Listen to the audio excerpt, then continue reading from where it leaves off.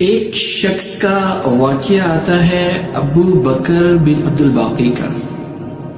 وہ بیت اللہ گئے اور اپنے فرائض سر انجام دیے۔ کچھ دنوں بعد ان کے پاس راشن ختم ہو گیا۔ وہ اتنے امیر نہیں تھے، کوئی پیسے والے نہیں تھے، تو وہ مکہ کی گلیوں میں جا رہے تھے۔ جب بھوک اور افلاس نے ان کو ستایا تو وہ مکہ کی گلیوں میں جا رہے تھے۔ ایک دن تو ان کو ایک پیکٹ ملا۔ اس پیکٹ کو جب انہوں نے اٹھایا تو دیکھا کہ وہ تھوڑا وزنی ہے، تھوڑا بھاری ہے۔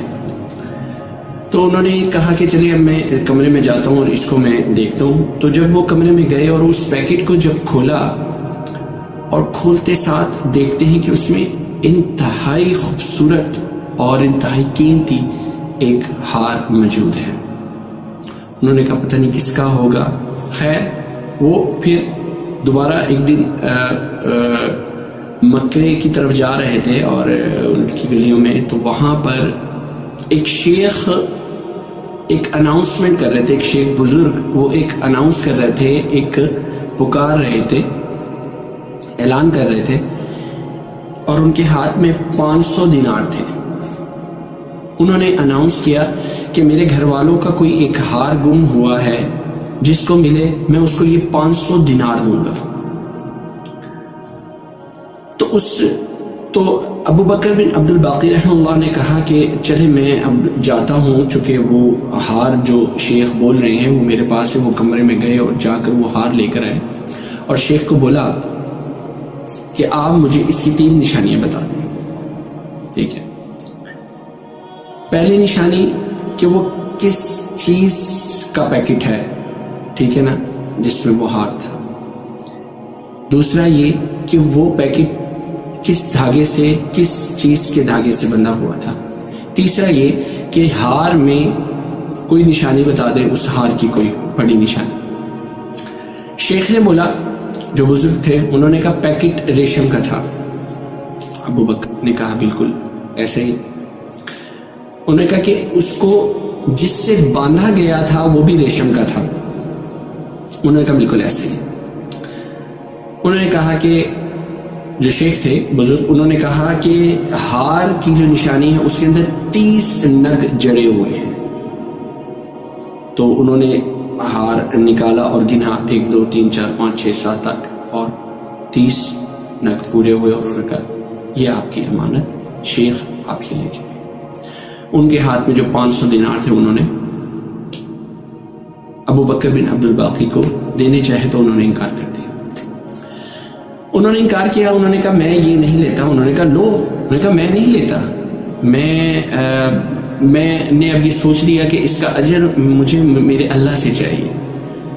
میں نے یہ آپ پر کوئی احسان نہیں کیا کہ میں آپ پر احسان کیا اور میں نے اس کو جو ہے آپ کو واپس کر دیا۔ میں اس کا کوئی بھی نہیں۔ وہ زبردستی کر رہے، وہ بحث و مباحثہ شروع ہو گیا۔ انہوں نے کہا یہ لیں، وہ کہتے نہیں لیں۔ انہوں نے کہا جوان میں نے یہ دینے تھے اور میں اناؤنس کر رہا تھا، اس میں کوئی شرم والی بات نہیں، آپ لیں۔ تو ابو بکر بن عبد الباقی نے کہا کہ نہیں واللہ میں اس کو نہیں لوں گا، اور آپ یہ میں نے اپنے اللہ سے اس کا اجر جو ہے لینا، میں یہ نہیں لیتا، آپ یہ لے لیں بس۔ کچھ عرصے بعد وہ اپنی تجارت کی غرض سے ہند کی طرف انہوں نے سفر کیا، ابو بکر بن عبد الباقی نے۔ تو انہوں نے ادھر ہند کی طرف جب سفر کیا تو وہ کشتی میں یا کسی جہاز میں، کشتی والے جہاز میں یا کشتی میں وہ سفر کر رہے تھے، تو طوفان نے اس کشتی کو آ پکڑا۔ طوفان نے جب اس کشتی کو پکڑا تو اس کشتی کے اندر پانی گیا اور اس کشتی کو توڑ دیا اس طوفان نے، اور کچھ لوگ ڈوب گئے، کچھ لوگ چیخ رہے تھے، کچھ کو کوئی سہارا ملا، کوئی جا رہا تھا۔ ان کو ابو بکر بن عبد الباقی کو ایک لکڑی کا ایک تختہ سا ملا، انہوں نے اس کو پکڑا اور پکڑ کے گریجولی جو ہے آہستہ آہستہ کسی کنارے پر پہنچے۔ تو وہ ایک جزیرہ تھا، ایک آئلینڈ تھا۔ وہاں پر پہنچے تو وہاں پر کیا دیکھتے ہیں کہ یہاں تو انسان آباد ہیں، اور انسان یہاں مسلمز آباد ہیں۔ تو انہوں نے پوچھا کہ یہاں کوئی مسجد ہے، اور وہ کہیں مسجد میں گئے اور مسجد میں جا کر وہاں پر قرآن کی تلاوت شروع کر دی۔ جب قرآن کی تلاوت شروع کی تو وہاں پر ایک مزدور بیٹھا تھا جو کہ اس تلاوت کو سن رہا تھا. اس نے کہا کہ آپ کدھر سے تشریف لے کر آئے؟ آپ ماشاءاللہ بہت پیارا قرآن پڑھتے ہیں. یہاں تو اس آئی لینڈ میں کوئی ایسا شخص ہے ہی نہیں کہ جو قرآن کو اس طرح اچھا خوبصورت پڑھ سکے اور اچھی تلاوت کرے، جو قرآن کو سمجھے بھی. تو آپ سے میری درخواست ہے کہ آپ ماشاءاللہ قرآن اچھا پڑھتے ہیں تو میرے بچوں کو قرآن پڑھا دیں. جب انہوں نے درخواست کی اور وہ کچھ عرصے بعد جب انہوں نے قرآن مجید پڑھانا شروع کیا تو وہ ایک مشہور شخصیت بن گئے اس آئی لینڈ کی، اس جزیرے کی.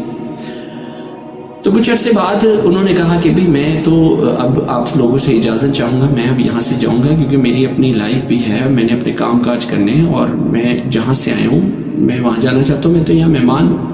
تو ان لوگوں نے بہت زیادہ زور دیا کہ آپ یہاں سے مت جائیں، ہم آپ کی ہر ضروریات کو پورا کریں گے. انہوں نے کہا بھی میں نے شادی بھی کرنی ہے اور میرے اپنے معاملات ہیں، میں اپنے وطن واپس جانا چاہتا ہوں. انہوں نے کہا کہ جی آپ کی شادی بھی ہم کرائیں گے، ہم آپ کو یہاں سیٹل کریں گے.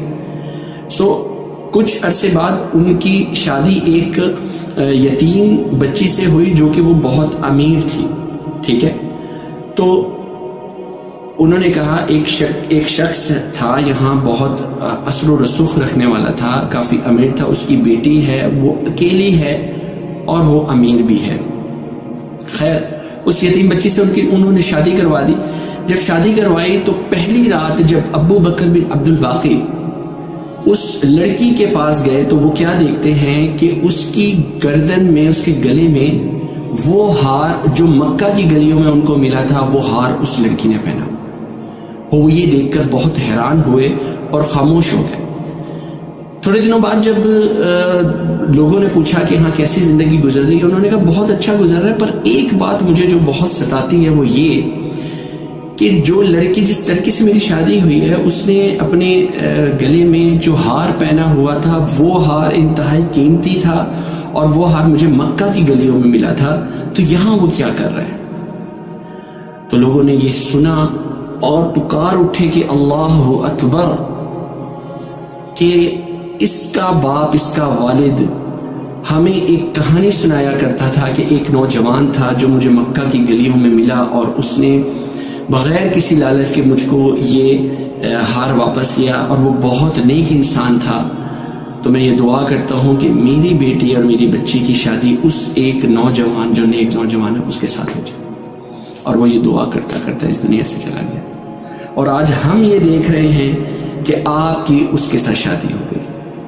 اللہ نے کہاں کہاں سے ابو بکر بن عبد الباقی کو کیسے پہنچایا اور کیسے ان کی لائف کو سیٹل کیا.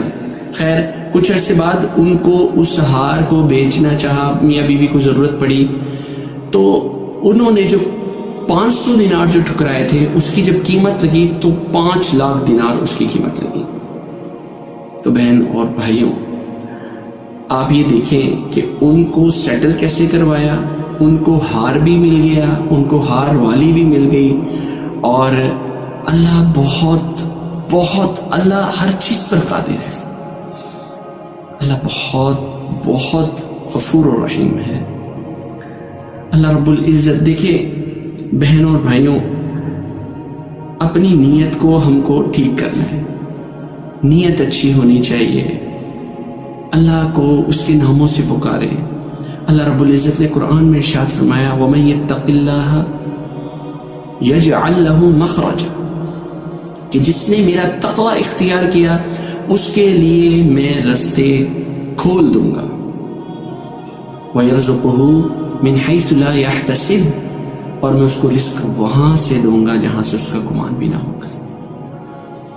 تو ہم کو اللہ رب العزت کے بتائے ہوئے طریقے پر چلنا چاہیے. ہم بہت بھٹکے ہوئے، اللہ ہمیں معاف فرمائے. ہم کو اللہ اور اللہ کے رسول صلی اللہ علیہ وسلم، ہمارے نبی پاک صلی اللہ علیہ وآلہ وسلم کی سیرت پر عمل کر کے، اللہ کے قرآن پر عمل کر کے اپنی زندگی کو گزارنے کی توفیق اللہ پاک ہمیں عطا فرمائے. ہمیں اللہ وہاں سے دیکھا جہاں سے ہمیں پتہ بھی نہ ہوگا. یہ اللہ قرآن میں خود ارشاد فرمائے. اللہ پاک ہمیں عمل کی توفیق عطا فرمائے. وآخر دعوانا ان الحمد للہ رب العالمین.